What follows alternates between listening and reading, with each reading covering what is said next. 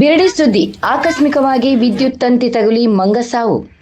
ರಾಯಬಾಗ್ ತಾಲೂಕಿನ ಬಿರಡಿ ಗ್ರಾಮದ ಶ್ರೀ ಮಾತಂಗಿ ಗಲ್ಲಿಯಲ್ಲಿ ಮಂಗಳವಾರ ಸಾಯಂಕಾಲ ಮಂಗನಿಗೆ ಆಕಸ್ಮಿಕವಾಗಿ ವಿದ್ಯುತ್ ತಗುಲಿ ಸಾವನ್ನಪ್ಪಿದೆ.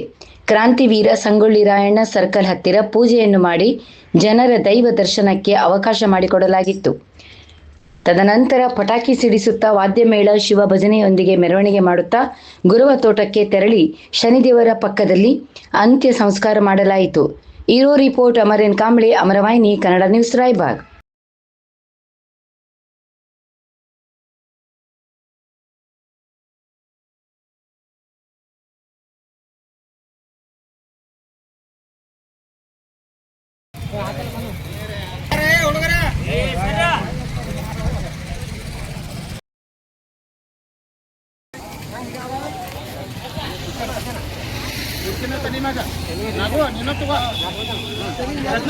ಈ ಪೂಜೆ ಜೂಡಲ್ಲ ತಗೋ ಪೂಜೆ ಜೂಡ